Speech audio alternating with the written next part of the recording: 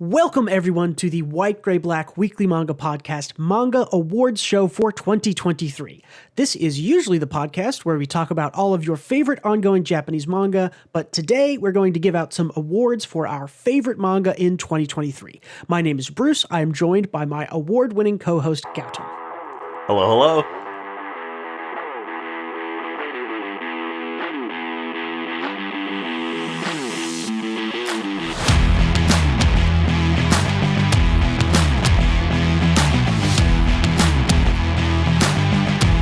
Well, let's get right into it. Before we go on congratulating all of the wonderful things that came out, let's talk about the worst thing that we read this year. So, and also just to set up how this is going to work, Gautam and I have each chosen one manga or character or whatever award we're giving out. We each bring one. We're going to discuss which one we think wins. It's kind of a head-to-head battle. So 2 nominees enter, 1 exits.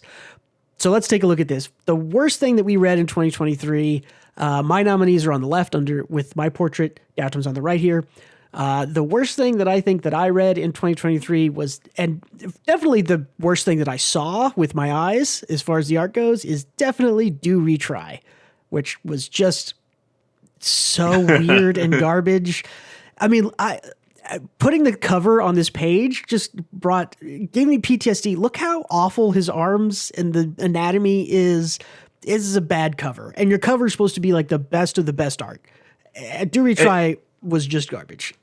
Not to help you too much here, but it's also like, what a tonal mess that series was, right? Like it's about World War II, like post World War II Japan and Reconstruction, and then it like instantly goes to this goofy, a hijinksy tone. It's so weird. Yeah. Cause chapter 1 has like a recreation of the atomic bombs being dropped on Japan. And then by the time you get to like chapter 6 or 7, there's a dude and he has one arm that is massively bigger than the other arm. And that's like this guy's first boxing fight. It's so tonally. Yeah. Luckily, there was nothing I would say as bad as last year where we had Ichigoki Under Control, which was just like 1 chapter and quit it. I think I read maybe 7 or 8 of Do Retry, but this was not a good series. And that's going up against Gautam. Tell me what you think the worst thing you read last year was. Well, it's tough, right? Because there are a few things that were like initially and instantly worse than this one. But my pick is Ichinose Family's Deadly Sins. Mm-hmm. And that's because it convinced us that it could be good for like 50 chapters. Which is like, felt like the better part of a year, or more than a year, right? Mm-hmm. Like 50 chapters.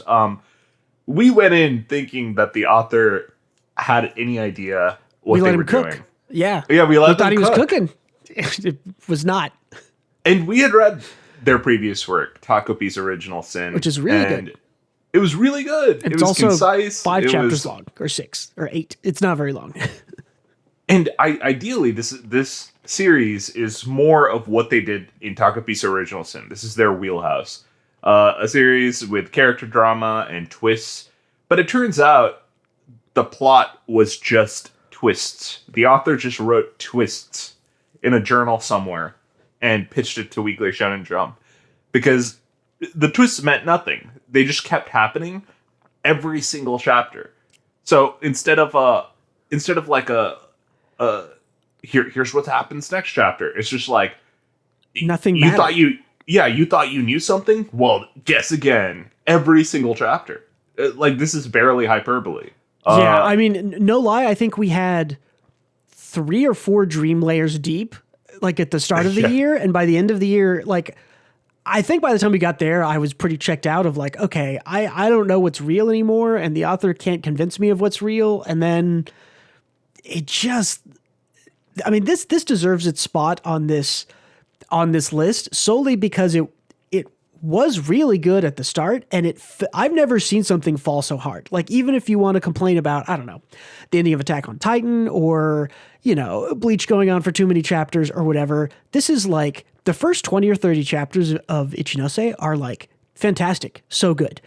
And the final like 30 are like awful, just terrible. terrible writing. Just I can't, and the distance between them is insane. It's well, see, the bad part is that I feel like this series having nothing to say makes even the early parts of it bad. That's true. Yeah, you were betrayed. You thought there was something there, and there's nothing. Yeah, the stories like this, you read them and you're like, wow, I wonder what the mystery is. I wonder what the twist or turn is that makes all of this make sense. Turns out it's nothing. So even that intrigue you felt at the beginning trying to speculate, it wasn't real because the author didn't know. So it's like you're kind of investing. It's like investing in a stock. You're like investing your intrigue into these like curios and plot points, and then at the end it's like, oh, it's fucking nothing. Like, sorry, so market crashed. Yeah, exactly. I am the writer. I have sole control of the market. I crash the market. You get nothing. So it's like the stuff we thought could be interesting setup for the future was an interesting setup for the future. So I don't know. It's just all bad technically. You know. So all right, what do we think? Do we think it's more deserved to have tonal whiplash, bad art, and just a messy thing from step one, or do we think it's the massive fall from grace qualifies it as the worst thing we've read this year? Yeah, I'd probably still give it to Do Retry. It's such a fucking garbage fire. As bad as Ichinose fell from grace, even at the start of the year especially, it was still kind of like, well, this is still interesting. Where is it going? And then it, again, was on a downward trajectory, but I think you have to accept that a downward trajectory requires that you start a little higher, and Do Retry didn't start very high and got worse somehow. So I think Ichinose it gaslit me into thinking it was good, and that's that's fucked up in its own way. But Do Retry, it was just literally a turd. You know, like I don't know what else to say. It just started bad, and then it got weird and goofy, and was still bad. Okay. Congratulations to Do Retry, and especially congratulations to Nue's Exorcist, which dodged a bullet, which I think probably deserved to be a third nominee here, even though it has some massive fans. But all right, let's move on to actually congratulating and giving out some awards, some positive things. And let's start out with one of the most important pieces of manga in general, and that is art. This is our nominees for Best Art and Artist. A little asterisk. We are excluding Yusuke Murata from this award because I believe we gave him the award last year, and we decided that it's just cheating. That guy is too good. So this is the Best Art and Artist, who is not Yusuke Murata. We have our two nominees. I have nominated Tatsuyuki Nobu for Dandadan, and Gautam has nominated Yuto Suzuki for Sakamoto Days. Gautam, why don't you go first this time? Yeah, and we excluded Murata because, like, we just had him in this spot, and he wins this. It felt unfair. Yeah. And next year, I would still put him in this spot. You know, it's just like one of these permanent spots. Yeah. So I think Sakamoto Days was fucking fantastic, especially this year. There were so many fucking creative fights. There was the kaiju fight we had like a few weeks ago. That was so cool. And we had the sniper fight before that. And I will say, while the art is technically a little rough at spots, the real sell here on why I think Sakamoto Days has best art is the action paneling. No one does it like it. Like, Sakamoto Days is on another level. And I think in terms of fight creativity, it competes and beats One Punch Man at points. You know, it's that good. For creativity, yeah.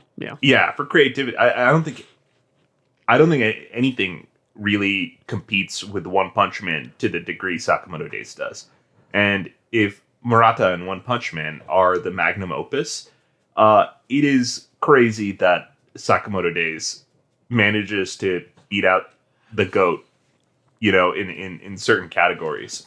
Yeah, it doesn't. It's interesting because it doesn't try to go straight toe to toe with Murata and be like, you know, I'm going to do, you know, tons of double page spreads and so many panels of action and 40. You know, it doesn't have the blessing that Murata has of, well, a One Punch Man chapter can be however long he wants it to be, and it comes out whenever he wants it to.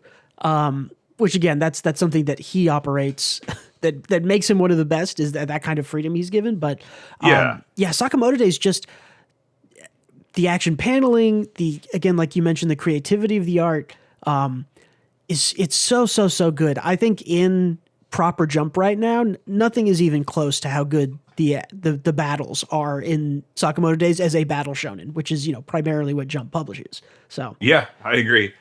And to out battle shonen like these long running battle shonens like One Piece and all that, like it takes like next level work. And I think Sakamoto Days is probably, in my eyes, one of the best things running in Jump right now. yeah, absolutely agree. But on the other side of the dice of the competition here, Tatsuyuki Nobu and Dan to Dan, man, we've talked about this on the podcast pretty often.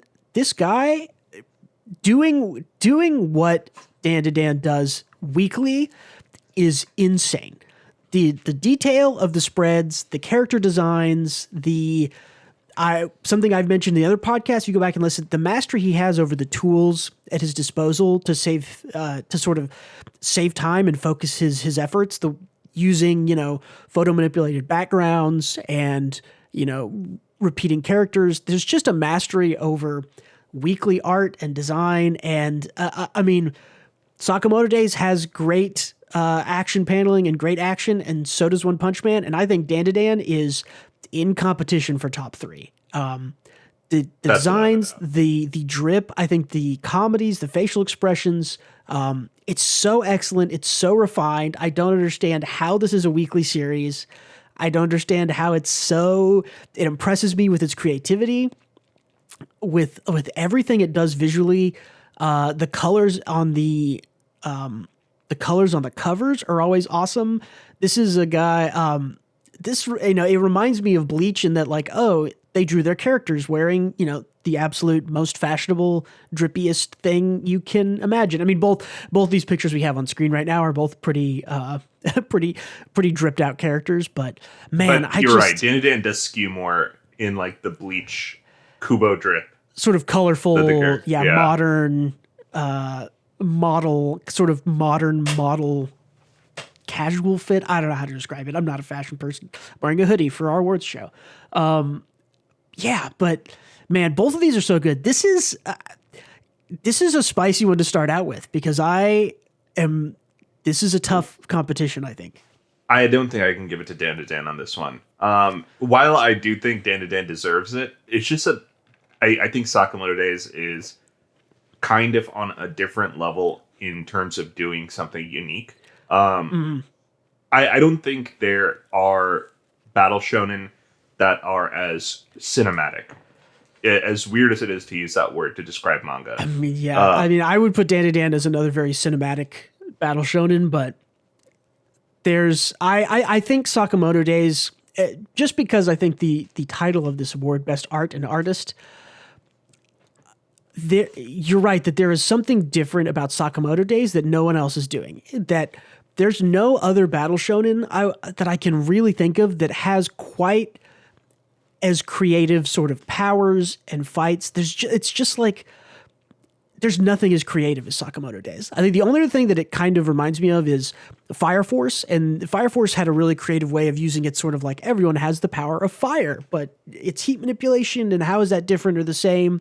There's a little bit of that, but yeah, Sakamoto Days it's just doing something different, and no one is even close to being how creative this is. This isn't like, Dana and I definitely think is sort of at the top of this Magical Demons in Tokyo subgenre, that there's tons and tons of different things being published in. Dan to Dan, I think, is the best one by a lot.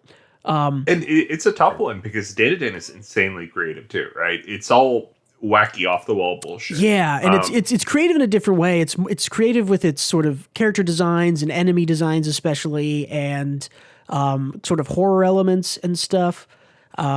These are, I would be super happy with either of these. I think I'm happy to give it to Sakamoto Days. I think it deserves this solely on the fact that every fight scene is creative and interesting. I mean, this year we had what? We had the motorcycle sniper. We had the fight scene where he puts the bullet through the motorcycle wheel.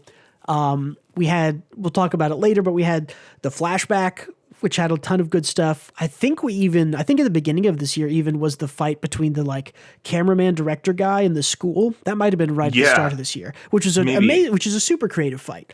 And I think what Sakamoto Days has going for it is also that I don't feel like even regardless of the wackiest hijinks or bullshit happening during the fight, I don't feel lost or confused. I think it's all very clearly conveyed. Very well paneled.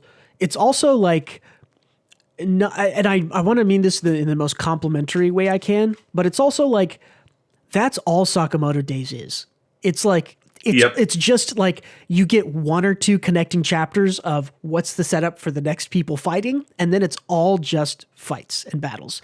And it is definitely well written enough to sort of give you the stakes and what you can be interested in, but like it's just all battles and it's just all good, and it's still such a good series, even though it has, a very sort of light script, I would say. So yeah, I'm happy to give this one to Sakamoto Days and go to the next one. So. Because I would be super happy with either of these, but if you're... This one's a tough one, yeah, for sure. Yeah, this is a really tough one. So, all right, let's go to the next one. The next one on the opposite end of the best art and artist is obviously the best writing. These are the two main core components of a manga, right? There's a visual component and there's a written component. So, the two nominees we have here for Best Writing, I have nominated Akane Banashi, and Gautam has nominated Dungeon Meshi. This is, again, I think, another really hard competition. I will go first with this one. Akane Banashi is, in Jump proper, I think, in 2023, the most well-written thing.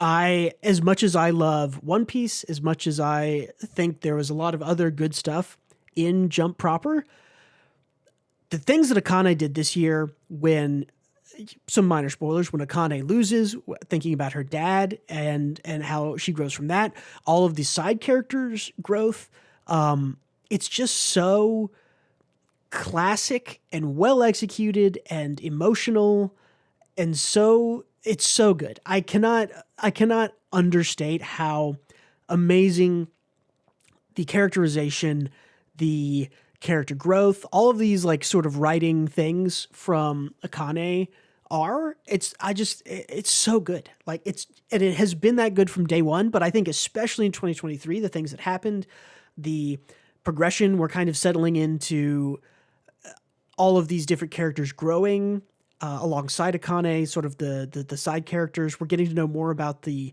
old guard and the people teaching her. It's just like every character is so individually well characterized. They all have these growth things. I'm specifically definitely thinking about like Akane in 2023 was awesome. Her two like main rivals, the guy and the actress girl, like both of them had excellent things. The other Rakugo, I love the salesman.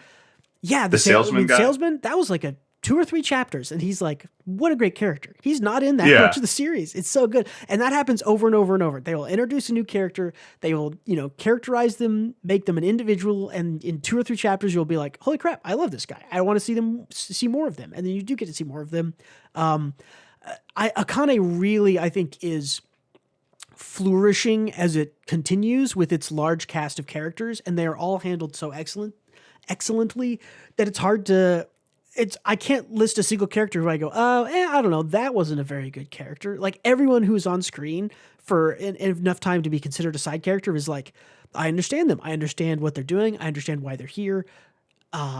They're given, if they're given an arc, it's executed well. The competition stuff is fun. I just love Akane and the writing in it, and I think it is excellent. Yeah, and you know what? I think the theme we'll see here is that we kind of share a lot of the same opinions on what is fucking great. And Akane is fucking great. There's no doubt about that. On my end, I have something that is also fucking great, which is Dungeon Meshi. Delicious in Dungeon. I ask you, how do you make the theme of eating monsters, like in a dungeon, kind of poignant and like carry throughout your series and still be taken seriously in any way? ask no more and look no further. A Delicious in Dungeon manages to fucking tie that theme back in such a both goofy and meaningful way that I can't even begin to describe. It's both nuanced. It hits the emotional beats you want it to hit, and it ends up staying lighthearted towards the end. I don't know how to describe it. It's just an optimistic, fun ending. Optimistic was the word I was going to use. It's a very positive influence. It is not grimdark or edgy. It wants you to leave with a positive feeling, even though there's a little bit of sort of melancholy in there, I think. Oh yeah. Funny. It's still, yeah, Dungeon Meshi is awesome. Is amazing. I don't, you're right. I don't even know what to say. It's so exceptionally good. Just the plotting and the sort of the handful of characters, the resolutions we got since the series ended this year. It's excellent. I think you could put Ryoko Kui in the best artist category last one, and she would be top 3 or 4 or 5. I feel like Delicious in Dungeon has a similar feel that Dandadan does in terms of quality, in where I feel like it just does everything right. You know? I feel that way about Dandadan too. It just does everything immaculately. It's doing so much, and all of it is executed exceptionally well. Yeah. I don't know, Gautam. Are you leaning one way or the other on this one? I'm willing to give this one. I'm willing to cede this one to Akane. Because I think this is such a strong year for Akane. Yeah, I'm of the same opinion. I was going to go to bat for Akane, because we'll see coming up. I think Dungeon Meshi deserves other awards and will likely win them. But just as straight across the board writing, Akane is just killing it. It's just unrivaled. I feel like. Yeah, I feel like it was talked more about last year. Because it was new last year, so yeah. It was new, and I also think like the arcs, they had more of Akane being like the surprise winner kind of situation where she kind of wows everyone. So those big moments usually garner more attention. Here, you kind of have a down arc where Akane is losing more and learning more. Yeah, she's much more in your development. We're in the Empire Strikes Back arc, right? Things are going wrong. Yeah. We're growing. We're expanding the cast of characters. But yeah, let's. But it's still so good that I think we'd be remiss not to shout out Akane in any way. Yeah, it's excellent. I think this one goes to Akane Banashi. And I forgot to mention the authors there. That is Yuki Suenaga and Takamasa Moe. Cool. Best writing, Akane. What's next? It's our best non-shonen. This is a weird category. I almost didn't include it. Best seinen didn't quite seem right. So basically, this is just, hey, if you're not sort of a regular shonen in Weekly Shonen Jump or Weekly Shonen Magazine or something, you're nominated here because you might look at my nominee, Yomi no Sugai, which is considered kind of a shonen, though I don't. In the way that Full Metal Alchemist would be, right?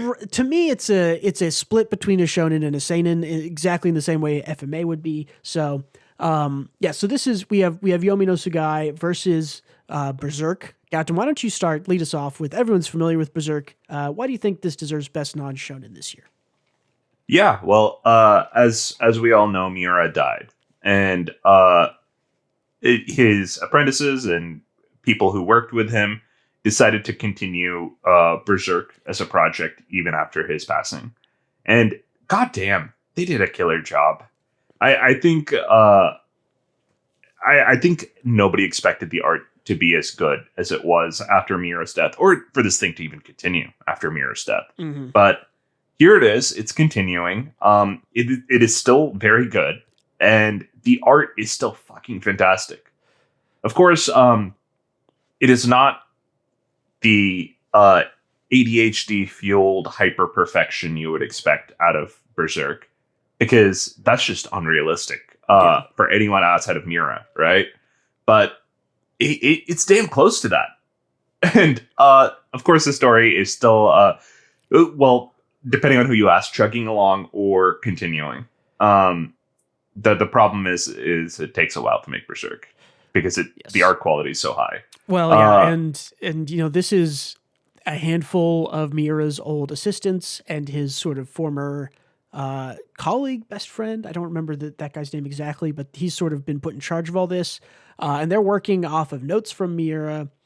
Very much a Dune situation where they're continuing the work. Mm-hmm. But yeah, I just think it's still very good. It's still should be considered to be of the quality of normal Berserk. And it deserves a spot up here. That's good to hear. I am about 100 chapters behind, and I need to catch up for sure. My nominee here is My Little Golden Child, Yomi no Tsugai. Man, it's just so good. I could nominate Yomi no Tsugai for just about every award here, except for maybe Best Art. And even then, I think that Hiromu Arakawa's paneling and stuff is good enough to be nominated. You have to realize we're only, I think, on chapter, let me see, like 22 or 23 of Yomi no Tsugai. You get one chapter a month of this series, and it doesn't matter. Like, I have read 11 chapters this year of Yomi no Tsugai, and it is so excellent. The amount of things that have happened in 11 chapters, the amount of story that's been built, the amount of world that's been built, her world building is so good. The character stuff is great. Her action is great. I love this series with all of my soul and all of my heart, and I think it is so excellent. It's just one of those things, again, like we mentioned, like Dungeon Meshi, like Dan to Dan, that it has just everything. It's just so fantastic. It's very hard to describe because it's just like, if you tell someone about it, it sounds like a pretty classic fantasy thing, but Arakawa is just a master of storytelling. And that encompasses every angle of storytelling, every angle of character and world, and just everything. She's so good. Yomi no Tsugai is so excellent. This is one of my favorite series being published right now.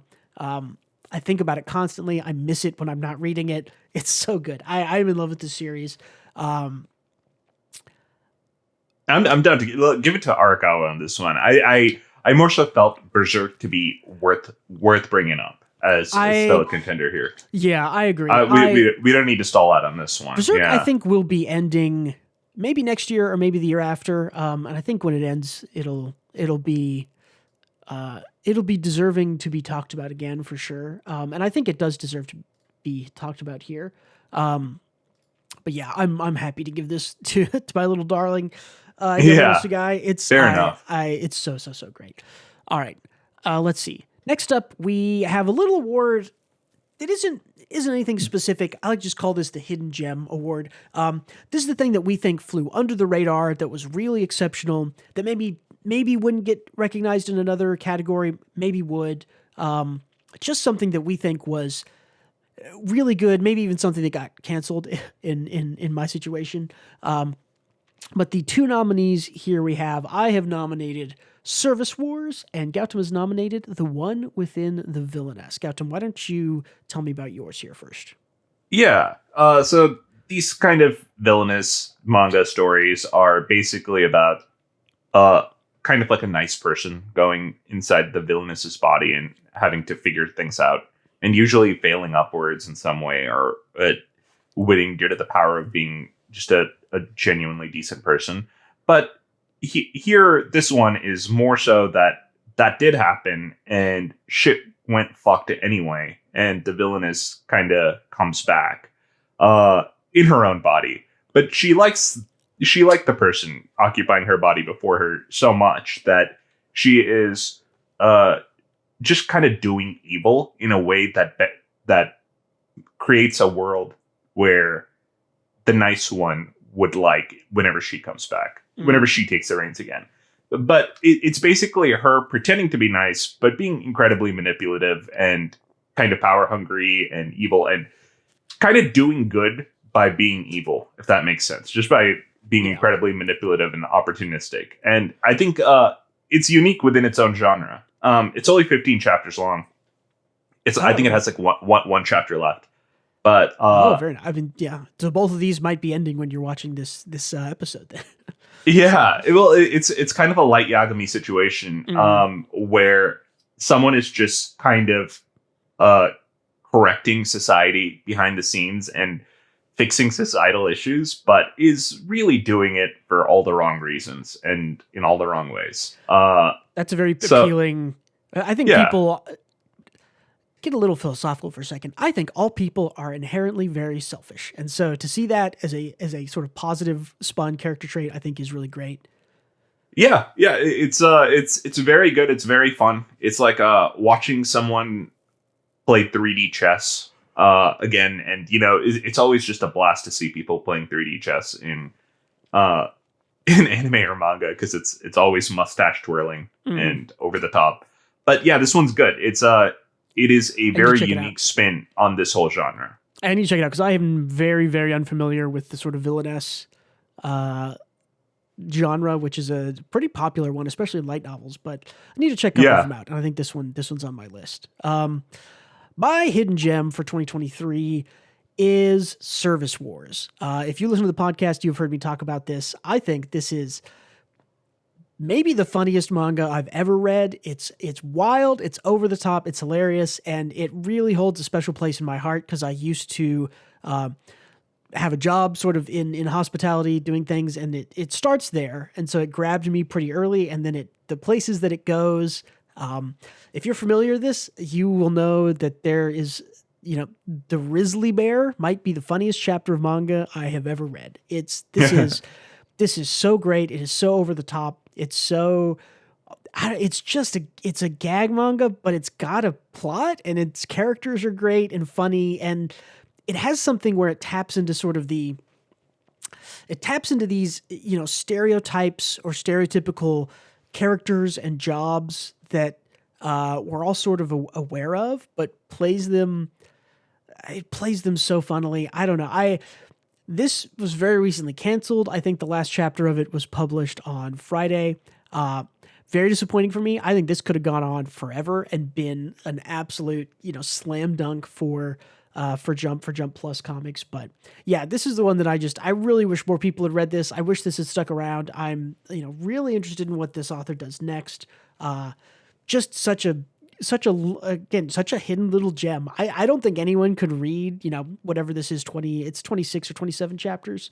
I don't think anyone can read this and not be like, okay, I smiled a couple of times throughout that. I just love it so much. It's so great. I wish that we had done a little bit more. You know what? I don't think we need to choose between these two. I think these are two hidden gems. I think we've presented them. I think everyone should go check both of these out. I think that's fair. Yeah, Service Wars and the one within the Villainess. Give both those a try. Those are just our personal picks for hidden gems here. So next up, best romance. This is another tough one. I was looking through our awards last year and I realized that we have a lot of the same nominees from last year, because I believe last year I nominated, again, Don't Toy With Me, Miss Nagatoro, which is what I'm nominating this year. I think this has consistently... But what's better than Nagatoro this year? I and not to give away the lead here, but what is better than Nagatoro this year? Nagatoro is just like, in my opinion, obviously, because I've nominated here, it is hands down the best shonen romance going right now. I don't think anything is close to how consistently well developed the characters and the relationship is. I mean, where they are in their relationship now, it's like, again, everyone kind of says it every chapter discussion. It's like they're like almost almost dating, but they've sort of put these little barriers in the way. I don't know. Nagatoro is fun. It's funny. I like the side characters. I think the development has been very natural to the place where we've gotten some sort of flashback reveals about feelings, and the confession is like when you're watching this episode, the confession might have happened because we're recording this a couple weeks early. But yeah, Nagatoro is just great, and it's romance, and its two leads are excellent, and having a sort of believable, well-developed characters in their romance, and especially coming from the place that Nagatoro comes from, which it kind of shoots itself in the foot early on of like Nagatoro is a bully. And, you know, the artist MC is kind of a pushover to where they are now, where they are both very much not pushovers. They both know what they want. They're sort of committed and they have set goals for themselves. And at the end of that goal, we get the confession. It's coming very soon. Next year, I would guess. But yeah, Nagatoro is just great. It's great from every angle. Just a wonderful little series. But Gautam, tell me what you've brought here, because it's also, I would argue, a very, very good romance. Yeah, it's solid. I brought Blooming Love. It is new. It has the potentially one of the worst names, I think. It's fine. It's just a whatever name. It's so lame. But yeah, despite the name, I think it's actually pretty good. I think the two main characters are such reasonable human beings that part is refreshing. It feels like the opposite of any forced drama due to like miscommunication or giving each other uncharitable reads on situations, which happens so often in these romance manga. You don't see any of that. And I suppose I do think that it could use more friction in some way. But I think it does a good job of channeling its Reiwa energy. The couple gets together pretty much instantly. Yeah, like chapter 2 or 3 or something. It's very yeah. I mean, we're only I think 16 or 17 chapters into this one, but yeah, it's you're right. It's super excellent Reiwa energy, early stuff. The characters are great. It's very mature. I think is what you're hitting on with. There's no like misunderstandings, or if there are misunderstandings, it's like, oh, that's a very clear, obvious, understandable misunderstanding. It's not something stupid. So, but overall, it's very good. But I think I gave away the lead at the beginning. I don't see Nagatoro not winning it this year. You know what I mean? I will definitely say that I think Blooming Love is really, really excellent. I think if it continues to be good, Nagatoro might have a competitor next year for this. Or, you know, maybe what else? Aka Akasaka's new series, which I'm not fully caught up on, is another romance that could improve. I haven't been keeping up on that. I haven't either, and I didn't super love the first 12 or so chapters. So, but it's definitely in there. So yeah, I think this goes to this definitely I think goes to Nagatoro, which is it's just like the best romance. I think the only other thing I could put up here is probably Blue Box, and man, Blue Box did have. I want to talk about it because I don't think we'll talk about it again. Blue Box did have a really great year. It had its confession this year. It's really excellent. I just think Nagatoro is this. It's just really consistent. And I really like Blue Box, but it's not. It takes its time with stuff. So that's what I'll say. So congratulations, Nagatoro, best romance. Let's see what's next. Best comedy. I said that you may not see it again from the Hidden Gem Awards, but here it is. The two nominees for Best Comedy. I have brought Service Wars, and Gautam has, again this year, brought Witch Watch. We brought the two different flavors of Gintama and have them compete against each other. It's basically, which progenitor, or not progenitor, which inheritor of Gintama's comedy will win this. I already spoke a little bit on Service Wars. I think this is the funniest thing I've ever read. I've read all of Kaguya-sama, which was very funny. I think this is chapter, page for page, laugh for laugh, so densely packed with laughs and good goofs. I absolutely love Service Wars. I think it's great. Gautam, tell me a little bit more about Witch Watch. I think Witch Watch does pretty much every style of comedy, if that makes sense. It does like the classic straight man, and wacky characters. It does like self-aware meta humor. It really like hits every comedic beat that it possibly can. And the onus of that is that like the main character, she's like the witch of 1,000, so she can use 1,000 witch spells. But it means that every chapter she uses a spell that either goes wrong or has unintended consequences, and that is the goof of the episode. Yeah, like the best way that I think you ever explained it to me that got me to understand, at least, if you are a Dungeons and Dragons person and you know what a wild magic sorcerer is, which is essentially every time you Yeah. cast a spell, you roll a D100 and a random thing happens from a list of 100 random things. And that's essentially what kind of the source of a lot of the gags of Witch Watch is. And yeah, there's just like there's one where like everyone looks 2D. There's a chapter where she's turned to a piece of paper in one of the ones that I read. She's turned into a child at some point, I think I've been hearing. And she slowed down the perception of time for one of the characters so they can get done studying in like 2 hours, even though they like procrastinated.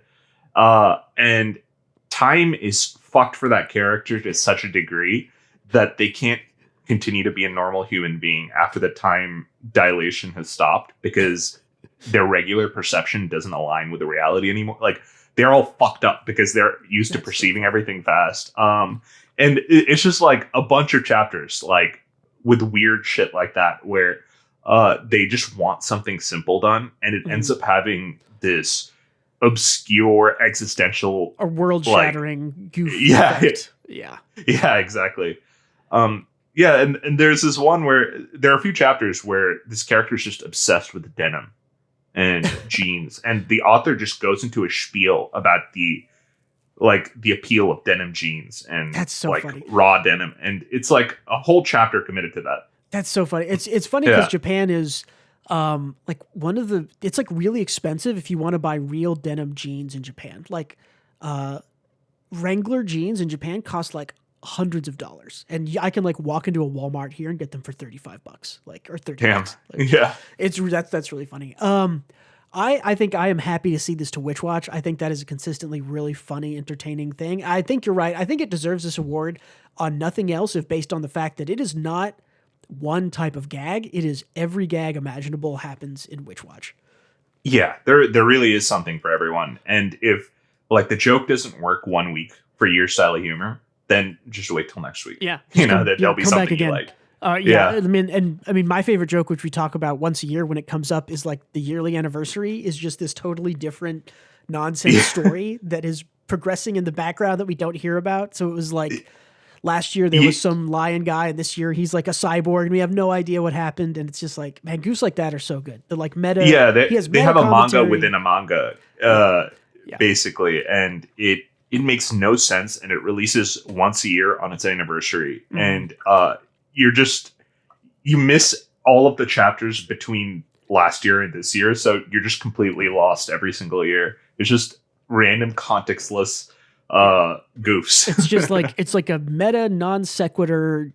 Yeah, like we said, it's every type of comedy. I think Witch Watch is excellent. I think this is something I might download and read on my flight to or from Japan because it's a ton of fun. Because it's just really easy to read. Awesome. Best comedy, Witch Watch. Congrats. This one, I think this might be the longest discussion we have. This one, I think, might be the closest thing. This is an award we call Best Completed Story Arc. Essentially, we want to know what the best individual told story in 2023 was, sort of within manga. Last year, we gave this pretty hands down to the Mocked of El Dorado arc from Frieren, which we both agreed was one of the best things I've ever read in manga. It was very excellent. We're a little more action focused here, but I do think that the storytelling in both of these is really excellent. The two arcs we have nominated here, which I just grabbed some sort of representative panels of, is the Vimola flashback from Dan to Dan, and what we're calling the sort of young assassins flashback from Sakamoto Days. So two flashbacks, two really, really good stories. In Dan to Dan, this is the story of the alien Vimola and sort of her origin story, I guess you could say, that involves a bunch of grannies adopting her who turn out to be essentially the team from Predator, that sort of that sort of felt like absolutely, go wild and fight. And I sort of was clicking through this this story real quick. And do you remember there's they're getting assaulted by these aliens and the grannies are running away with Vimola. I don't know if you remember this. I didn't remember this. There's one chapter where Vamola like asks her like mom granny to like, she's like, just kill me. And like the granny points a gun at her head and is like, okay. And talks about like, I used to be a cook. And it's like, this shows sort of the broad range of writing that Yukinobu can do in Dan to Dan, because like you go from this like absolute wild, action packed horror, B-movie influenced gonzo stuff to a flashback where there's like a young girl asking her like granny predator badass mom to kill her. And, and she doesn't, obviously. And it's like so emotionally impactful. The end of this arc I thought was so good, of the sort of like sending Vamola off, away. They've saved her. She's the important one. We're old. It's also something that you don't see very often in manga. Something I really like about authors like Urasawa, who wrote Monster and 20th Century Boys, is he likes to include a lot of older characters. And this is something, again, you don't see a lot of old characters in manga unless they're sort of the stereotypical old person. But I really loved in this arc how all the all the badasses that sort of raised and protect Vamola are all these grannies. It's just all these old ladies of different styles and types. Some of them are badasses, some of them are sweet, and it's so good. And the action at the end is great. And it really explains a lot about a character who had been kind of like almost nonverbal since then, and to see them kind of speak in their own language and their own tongue.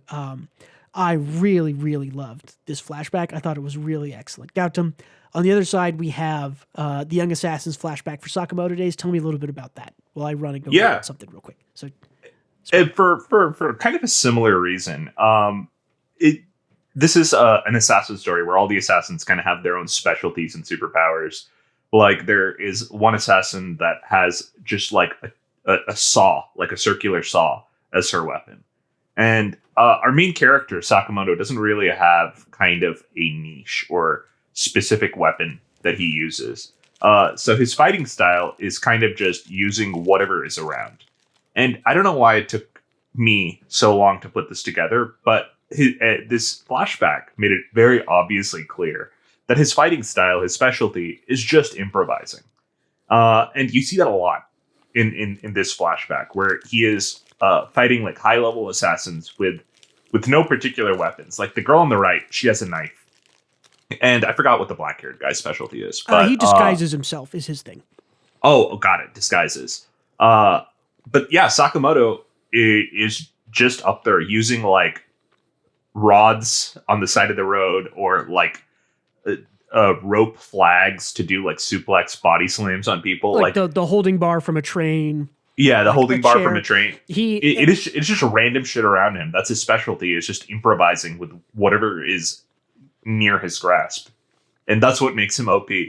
And I remember one part during the flashback, the blonde girl was saying, it's like, she was asked, could you beat Sakamoto? And she said, yeah, my specialty is knives. If we were in an empty room with just knives, I could beat Sakamoto. But if that guy has access to anything within arm's reach, then no, I can't. Yeah, that's one of the coolest. That moment from this arc was really great. Another good moment that I remembered is Sakamoto is riding a motorcycle at one point. There's a whole like string of things. At one point, a grenade goes under the car that they're in. They're trying to protect the JAA president's wife and kid, I think. The grenade goes under the car. Sakamoto punches through the bottom of the car, grabs the grenade, shoots his gun out the front of the car, which makes a manhole cover in front of the car pop off. He then throws the bomb when the car goes over the manhole cover into the sewers, where it explodes behind them. That's awesome. Yeah, it's so cool. At one point, a bridge is like cut in half, and he drives his motorcycle and grabs one of the like chains from the suspension bridge and swings across the gap. There's all these cool creative things. All the fights are great. This is the first time we really see Sakamoto kind of pre-prime, I guess. It isn't even really in his true prime, but it's such a cool throwback. It gives us a lot of context for. Is it a cow? Is that the girl's name? I'm trying to remember. Yeah, it's a cow. Yeah. It's a cow, Akira, I think. Akira, that's her first. Yeah, that's her given name. It gives us all this cool context for what's going on in the story. It has some, like, I think this year maybe some of the is this the most creative fight in Sakamoto Days? Is it in the flashback? It has a lot of good ones. I don't know if it's necessarily the most creative, but I think it's a showcase of what Sakamoto's good at and why he was considered like one of the best in his prime. That's true. But I think the most creative fights for me personally were after the flashback. It's the sniper guy. Yeah. But yeah, I mean, this flashback you're right. It was very cool. It contextualizes like, because we've been, for 100 and however many chapters, been hearing about how good Sakamoto was, how good he was in school and everything. And we definitely see him still being top of the game assassin, but it's super excellent and cool to go back and see like this, how did he get there? Was he recruited by, whatever things. And just a real usually simple sort like of these, go ahead. Yeah, these mentor types, right? They usually have like a specific talent. I love that Sakamoto's specific talent is winging it. Mm-hmm. It's just because it shows he's still a dumbass, right? Sakamoto is still not like a genius or anything like that, but he is he's incredibly competent at just winging it and using his surroundings. And I love that to be his special skill is the fact that anything is a weapon in his hands. Well, and this is an interesting thing that I kind of just connected in my mind after talking about the art and the creativity of the fight scenes. Sakamoto is kind of a self-insert for the author, right? The author's specialty is creativity in wild situations, and that's kind of what they put into Sakamoto also. So that's a good point. Yeah. For sure.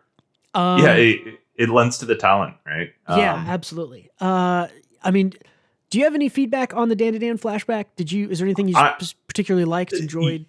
The Dan flashback was so fucking good. Like, it starts without even showing the grannies we mentioned. Mm-hmm. It's just a bunch of like Halo guys or Doom guys in power armor. Is what we initially see rescuing Vemolo from the battlefield, and you're like, oh, look, a bunch of badass space marines. And the space marines are all just grandmas under the helm, and that is such a good initial reveal.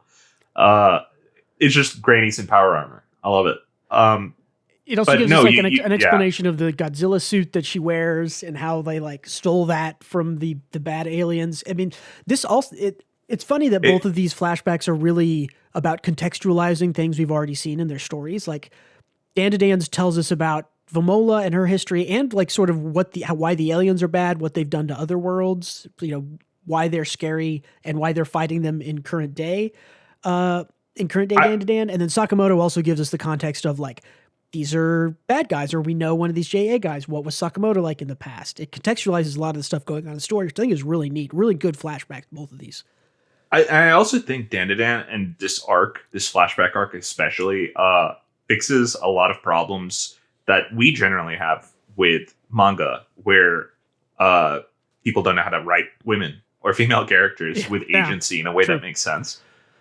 This arc was all about female empowerment, right? Yeah. Like it's all the men were all girls being badasses in this flashback, and the men all got enslaved, and they were generally just useless kind of peons in this arc.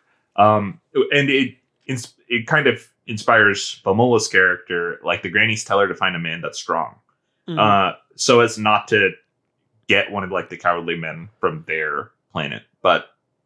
I don't know. I think that inspires her romance or whatever it will be pretty well. And I don't know. It's just a great showcase of kind of a subversion. Your brain automatically assumes these space marines are just like big dudes, but they're all just grannies who I think had almost previous everyone jobs before this. Yeah. Yeah, I think almost everyone was baited by that of like, oh yeah, it's dudes in power armor, it's the army or whatever, and then they all take off their helmets at in the first or second chapter of this flashback, and you're like, wait, they're not only are they girls, they're like old ladies, which like I mentioned, like there's not a whole lot of old characters, and like you said, the sort of feminist good female writing first thing. Yeah, it's kind of sounding to me like we're both leaning Dan on this one. Is that right to say? I'm very much leaning Dan. The flashback made me tear up multiple times. It was so good. Just going back and clicking through it real quick and seeing that sort of like just kill me moment. I was like, man, I didn't even remember that, and that is like brutal. And yeah, tear inducing. The goodbyes at the end. Yeah, Dan takes this. This was an exceptional, and I will say the arc that it takes place sort of in the middle of this little flashback that's, well, it's like almost 10 chapters. I think it's like 8 or 9 chapters. The like massive battle that they're in the middle of, I almost nominated the whole thing as a great arc, but I decided to go a little bit smaller. That whole arc is excellent. That whole sort of alien final battle arc is so good. I agree. It was also like a mix of genre. It was like Halo mixed with Predator mixed with like a Survivor. Like we got to press on, we got to keep moving, and then they sort of hijack heist at the end. This whole Egyptian theme around all of that. Yeah, it was like it was just very good. In this. Yeah, this is super, super excellent. Super happy to give it to this. All right, best completed story arc goes to the Dan Vamola backstory flashback. Let's go on to one of the biggest awards here right in the middle. We've got, I think, maybe 5 or 6 to wrap up here. Best new manga of 2023. Kind of what I mentioned at the top of the show. I think this was a little bit less obvious of a winner. 2022, the winner was Akane Banashi, which we both agreed was just like hands down, I think, the best thing. This year, there's a lot of good stuff, but nothing that was really head and shoulders above, I thought. So before we start this one, do you have an easy choice in your brain between these two? Which is I actually don't. Mama Yu Yu and Dogs Red. Yeah, Dogs Red and Mama Yu Yu. I don't. I think I do know where I'm leaning, just generally.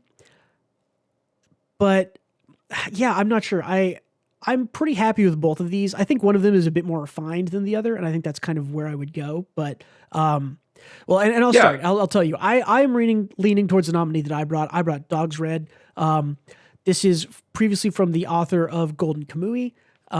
This is about a former sort of ice skating prodigy, 16-year-old boy who, in the very first chapter, he like wins an ice skating competition. He then proceeds to like trash the award stand with his skates and just cuts everything up, kind of has a fit.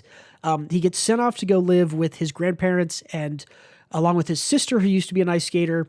And he starts learning and falling in love with the idea of playing ice hockey in this Hokkaido town in the north that is really, really into ice hockey. Lots of cool, fun side characters. I think the art and the action stuff is great. I think the writing in this is really solid. This has got, every time I read a chapter of this, I say to myself, it's like, I gotta go read Golden Kamui because I'm so impressed with how like real and grounded the characters are while also being sort of fun and larger than life. And there's just these like human stories buried in Dogs Red. Like the main character's grandpa competed in the like 1972 or something Japanese Olympics on the ice hockey team. Something that has happened in the recent chapters is they are going through it's like the 2011 or 2013 earthquake that like really shook stuff up. There's all this like real tragedy buried under it. There's just a lot of nuance and something that, you know, on surface level might seem like, oh yeah, it's going to be a sports manga, whatever. There's so much depth and nuance buried in Dogs Red, and not even buried. It's just there. Like you can just see it and pick up on it. I think it's really excellent. I think the art is super interesting. And I really like it. And I think that you can see the sort of practice hand of an author who's been doing Golden Kamui, which is also very well regarded for, 7 or 8 years, and completed that series. I think you can see it here. I think this is a sort of refined practice storyteller telling a story about something that obviously they're very interested and passionate about. And I think all of that comes through in the story. I think this is really good. I think this is the best of the new sports things we've gotten, which we talked about a couple weeks ago. And I really, really like this. But tell me about Mama Yu Yu, because I also really like Mama Yu Yu. Sure. And I suppose a few years ago, isekai was very popular, still is very popular. Maybe not to the degree, but still incredibly popular. This is a spin on an isekai, where there is a hero and there is a demon lord. But in this story, the unique spin is that the world is at peace. There is no need for a demon lord or a hero. Everyone is just getting along, and everything is going peachy keen. But that also means that the new hero has no combat experience or a real reason to fight anything. He just goes to school. And that's where we kind of start our story. Of course, things happen. He meets another hero that came from another world who tries to kill him for reasons explained in the manga. and he has to kind of hold up the mantle of hero as more threats start showing up, more demon lords and heroes from other worlds start appearing into their own. And Mama Yu, she's a demon lord of this world, and the blonde guy Corleo is the hero. And it's a more so kind of a coming of age story where he has to learn what it means to be a hero and how to apply his sense of justice in a world that's already at peace. And I think that's all really good stuff. I think what shines in this manga is the paneling. Yeah, really creative visual storytelling going on here.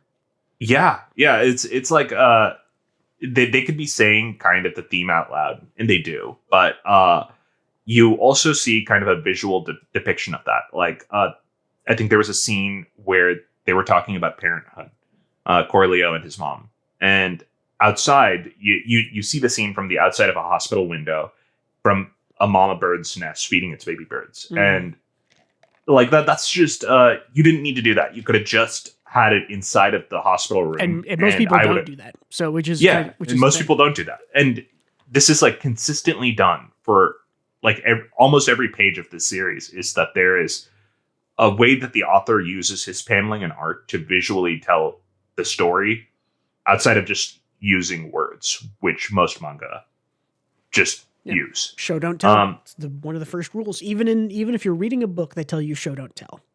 Yeah, it is a master at that. So I think it deserves its spot at the table today. Yeah. But the question is, which one did we like better this year? I think these are both really good. I think give my edge to Dog's Red. I just think I can feel sort of a more refined and practiced hand creating it, and I enjoy that more.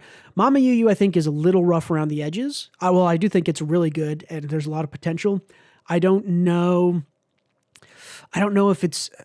I just think that if I look at both of these, they're really hard to compare because they're so different, and they're both really good at kind of some different things and some of the same things. I think just that refinement from a more practiced author for me has Dog's Red pulling out front, but I think these are both really good. So I would also give it to Dog's Red by a landslide, unfortunately, because I think first of all, I think the main character is so much more interesting in Dog's Red. That is true. Yeah, some of the rough edges is the art to me is a little rough in Mama Yu Yu. I think the MC still needs a little bit of work. He's very generic. The side characters are all really good in Mama Yu Yu, I will say though.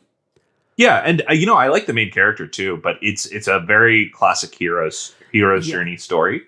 Whereas Dog's Red, I think it's a kind of a relatable to real life where someone has it all and kind of throws it away for reasons unknown to the audience. You know, it's a classic freak out later to be expanded upon, and it's expanded upon in a really interesting way. You see that there is like familial issues where the mom prioritized him and not the sister, but there's still like a lot of love between him and the sister, even though there is resentment. You know, it's like she had to give up skating and he didn't, and there's like I mentioned, there's this like. It's nuance, yeah. And there's very sort of like human grounded, like Mama Yu's dealing with like world invaders and how do you deal with other demon lords and other heroes. And this is like, my sister had to give up skating and I was forced to skate even though I didn't want to. How do I, like, that's a very human, just like realistic kind of story, but yeah, very nuanced, very well told.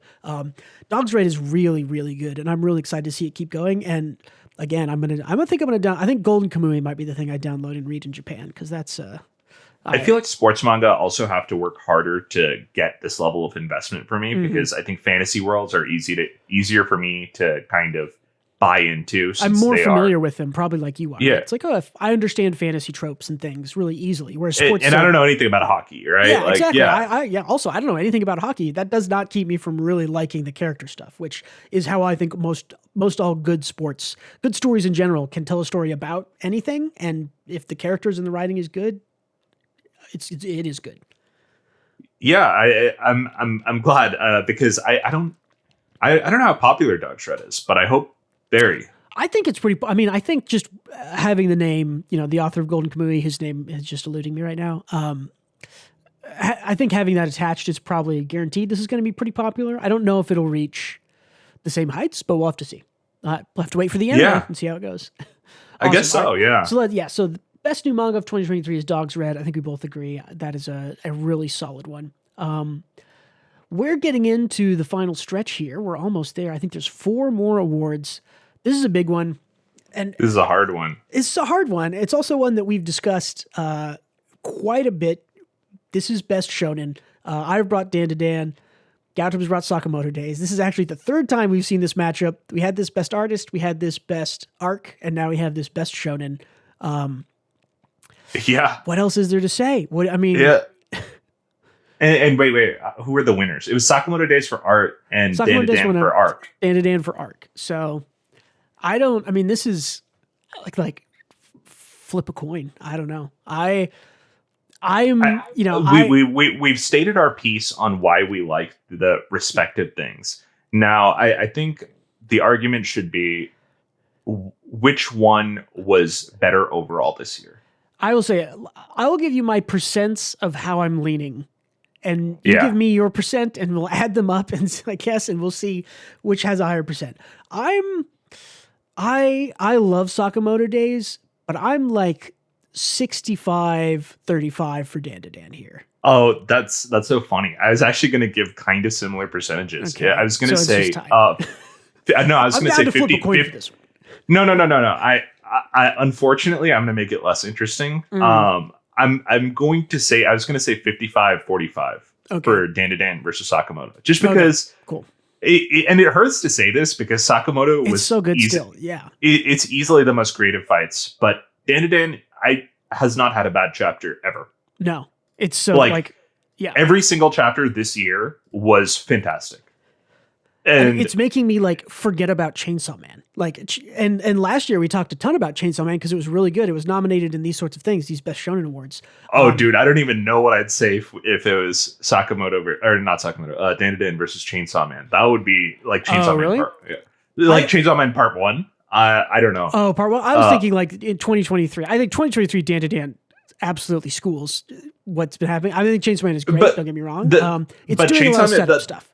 It's uncomparable, yeah. Just because it's all in its setup phase right now. Yeah, we're maybe finally getting to some bigger stuff, but I mean, it was the same with Part 1, right? Like people hyped up Chainsaw Man anime season 1, and the couple of conversations I had was so you temper your expectations. Like the start of it is not really the good stuff. It spends half of its story setting stuff up, and then the back half is all unleashed payoff. But anyways, yeah, let's give Best Shonen to Dan to Dan. I agree with that. I'm with you. I love Sakamoto Days. I think it is it's top 3 every week in Jump.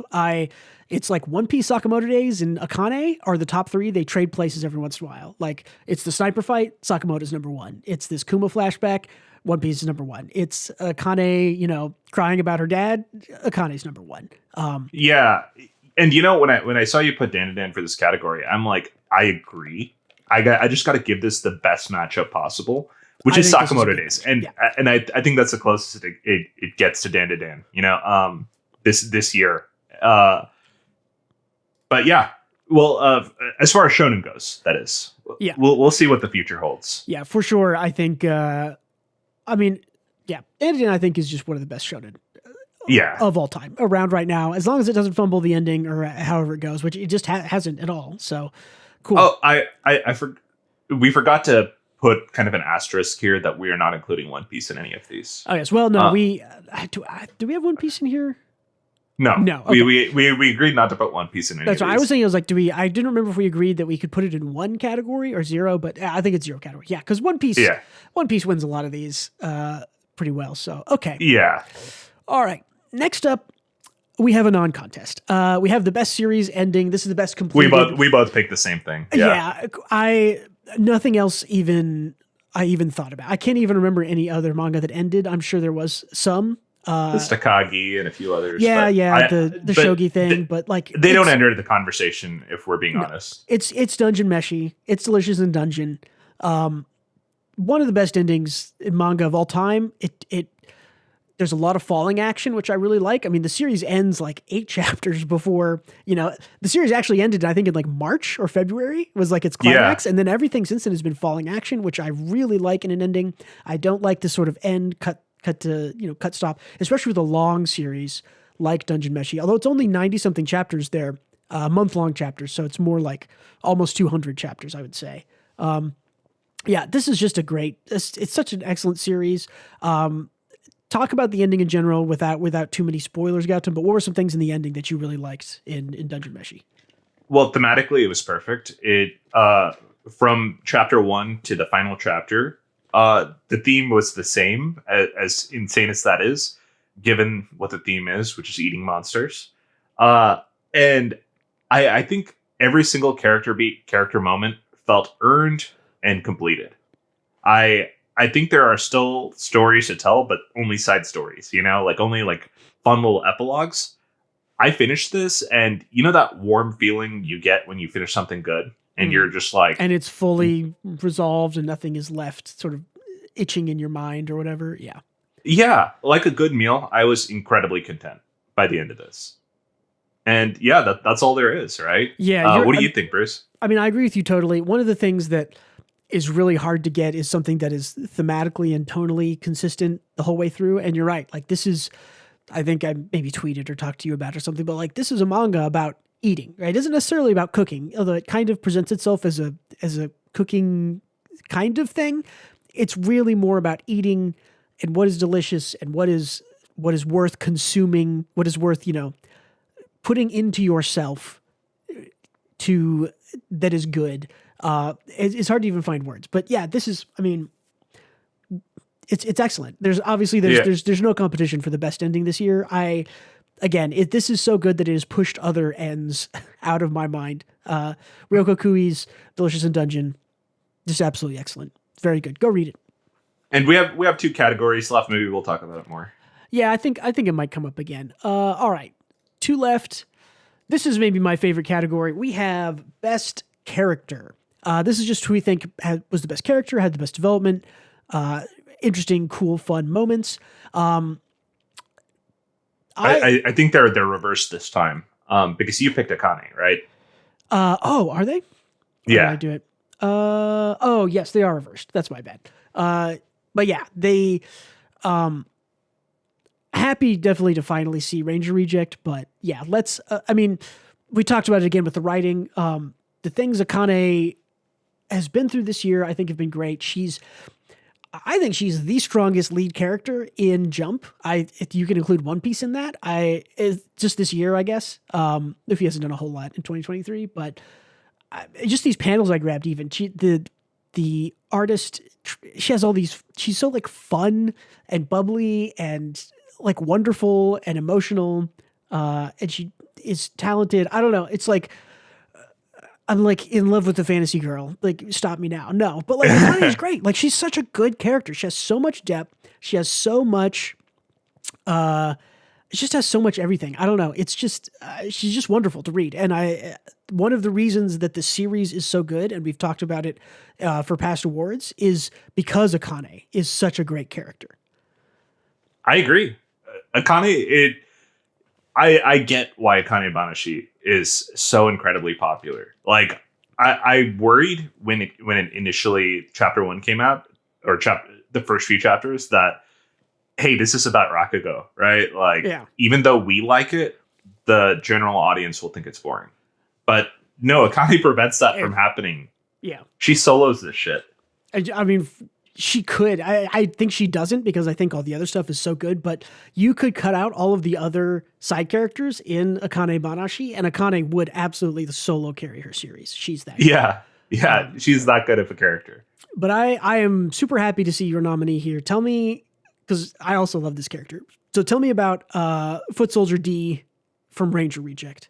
Speaking of fucking solo carrying, D is an invader in Ranger Reject. The premise of the series is that the Rangers are fighting, they're Power Rangers, and they're fighting invaders, which is the villain in Power Rangers. I don't know what they're called, Bruce, but the putty? I don't know. Yeah, the bad guys, the Rita Repulsas of the world. Exactly. D is just like an average grunt. He is such a lovable piece of shit.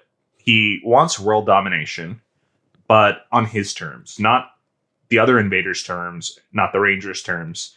And he's also like just incredibly kind of a dumbass. You know, he just does his own thing. He's hot-headed. and he really doesn't think things through that much, except when he does. You know, he's a slippery little asshole. But I think what he does really well is he saved his own series. He solo carried his series during the worst part of the series. And I know it's not this year. He's had a lot of good moments this year, but tons of good stuff. Especially these last couple of chapters. A chapter came out, I think, last week, and it was like, a couple days ago. Yeah, it is all fantastic right now. But I would be remiss not to mention that there was an arc early on where they were like in a parking lot for a really long time, like a parking 20 garage. chapters, yeah. And that was like the worst part of the series, hands down.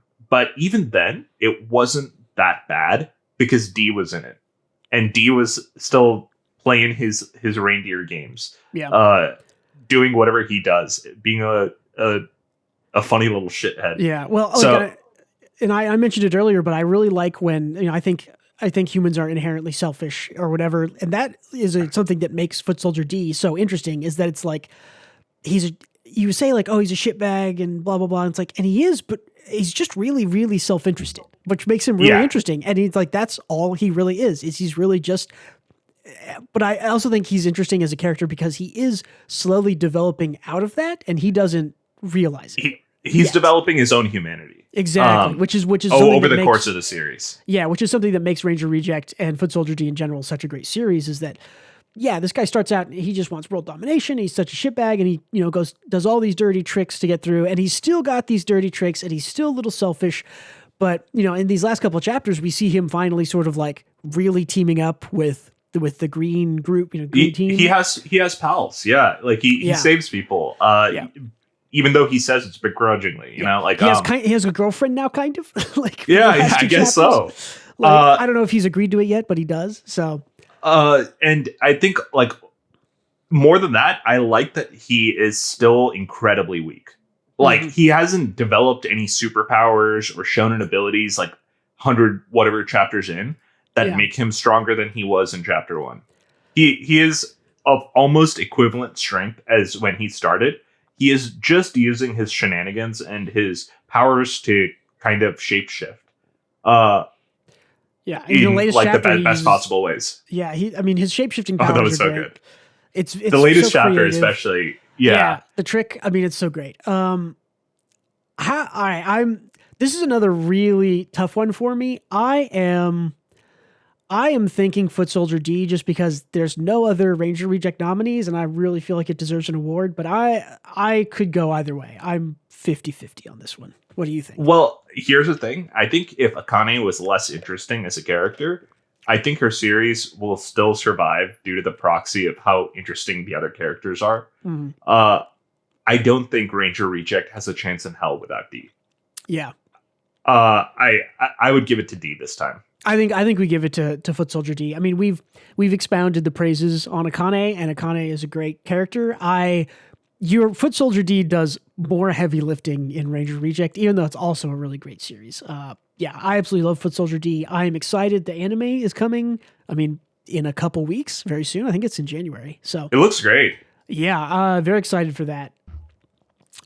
Shouts out to the Dan anime too. Dan anime. The teaser dropped and it looks awesome. Also excellent. All right. There's one last award to give. And wouldn't you know it, it's two of the things we've talked about a lot in the past. So we're deciding here of what is just the best manga of 2023. Doesn't matter if it's new, ongoing, finished, whatever it is. What did Gautam and Bruce think was their best manga of this year? Unsurprisingly, I have nominated Dan and Gautam, you. Delicious and Dungeon Meshi. And let me start her up. Sure. I kind of said my piece in regards to the finale of Dungeon Meshi's ending, but I haven't spoken about how fucking good the characters are. They are all fantastic. If you have played D&D before, these are your buddies. These are your party members. And it feels that way. They are all goofy. They're all having a fun adventure. While all the serious shit is happening in the background, they still have time for their goofs and gags. And it doesn't, at any single moment, undercut from when the plot needs to be serious. It is the perfect D&D campaign is what it feels like. It's goofy when it needs to be goofy. It's slice of lifey when it needs to be slice of lifey, but it is very serious when it needs to be serious.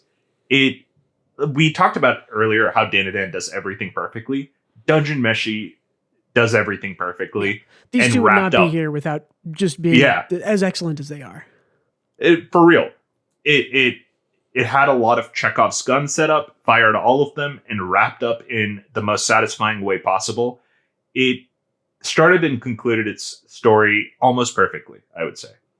Yeah. And that's my pitch for Dungeon Meshi. Yep. My pitch for Dan, again, it's like we said, we've talked about these before.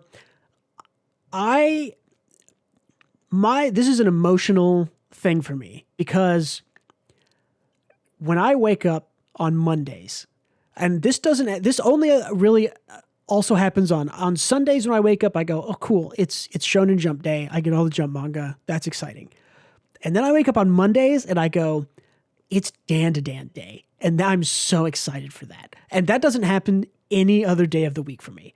That I wake up and then one of the first things I think is, what time is it? Is it 10 a.m. or I think it's 9 a.m. since the time change. Like, is it 9 a.m. yet? Is Dan out?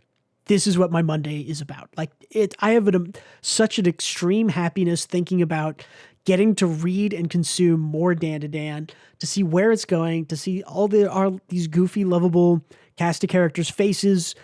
How's the romance going to go? What new random challenges awaiting them? What crazy spread? What wild alien or monster design are we going to see? I just for me, this is an emotional thing of nothing makes me happier this year than reading Dan the manga. And it's just so good. It's so pleasant. It's so exciting and fun. It energizes me. It renews my love for the medium every week, I feel like.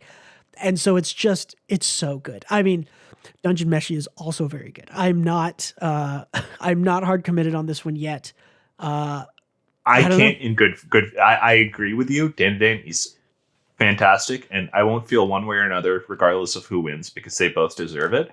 But I can't justifiably budge. So I moment would be okay with rolling a d20. I don't think we need to, because I am 100% okay giving this to Dungeon Meshi. I think that because it had its ending, because it will not have another chance to win any awards since it is over. It's sort of a what do they call it? Where they give someone an award for a later, an Oscar for one of their later performances because they been snubbed for 20 years or whatever. Yeah. It's only the second year we've done this, but Dungeon Meshi is similarly excellent. It's just the pinnacle of storytelling. It's done everything like we mentioned in the sort of best ending part. It tied up all of its loose ends. It has this wonderful, warm but slightly melancholy ending. Something we didn't talk about. It rides such a tight line with its ending in being. It does.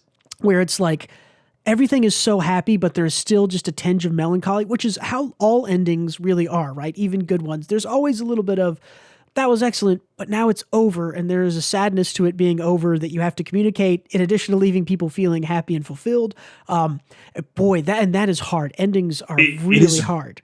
And it is very hard. And the series has to be, whatever it is, right? If it's a video game, a book, a manga, it has to be insanely good in order to get someone to feel that I'm sad and happy that it ended. Yeah. Kind of a feeling. Yeah, exactly.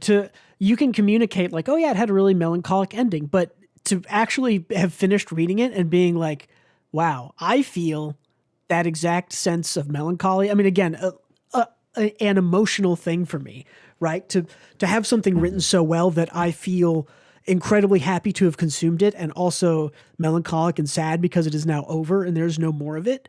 It felt like a journey with my friends was coming to a close, And that's hard to invoke. You have to get everything right, make you love the characters, and Dungeon Meshi just did that. It does. It's just so excellent. It's one of the best things. I'm so happy it exists. I think it's going to show up on what manga should I read to get into manga, or what manga should I read that are just good, right? People have been recommending, read Berserk, read Monster, read all the stuff that is finished publishing. Dungeon Meshi goes on that list, I think. You can tell, and it has such broad appeal too, which is another sort of like I think Dungeon Meshi probably has broader appeal than even Dandadan. Dandadan is a battle shonen. And if you're not into battle shonen, if you're used to reading other types of stories, it's probably just not for you, despite how good it is. Dungeon Meshi, I think, has an appeal for, across all sort of gender or whatever barriers you want to say. I feel like it would just work for everyone. And that's such a hard thing, to write a quality story that also has immensely broad appeal and is executed so well. Dungeon Meshi is just a cream of the crop. It's just amazing. And you know what? You fucks all nominated Baldur's Gate 3 because it's an amazing game. I agree. For the Game Awards, go read Dungeon Meshi. Yeah. You'll freaking love it. Yeah, if you play D&D, if you liked Baldur's Gate, this is definitely for you. That's a good call out. It's definitely Dungeon Meshi. I adore Dandadan, and I will continue to adore Dandadan, and it will win this award some year when there is not something as good as... It's so consistently good that I don't see it not, right? Like it'll be back. Yeah. If it continues on its same streak, it's sort of the it isn't necessarily the reigning champ, I guess now, but it's the guy to beat, right? Like next year for me, anything that is gonna, like, every action shonen, every fantasy thing, every, just story in general is always compared to Dan, because to me, I mean, Dungeon Meshi for sure, I think, was the best thing this year, but Dan also is just like, it's still going, and that's what you're getting compared to, right? Is your action good enough? Are your characters good enough? Is your romance good enough? Are your little gags good enough? Because Dan is so good at all of those. But yeah. I nominated Dan last year as my best romance because I thought it felt so natural. Even though that's not its primary genre, I still feel like the romance. I like the romance in Dan more than Blooming Love. Shit, it's so good. Yeah, it's very good. But I mean, it's Ryoko Kui's Dungeon Meshi. That is the manga of the year, I think. And that's it. Hey, everybody, let's go through the awards we gave out real quick with the winners, just in case you were looking for a quick little wrap up.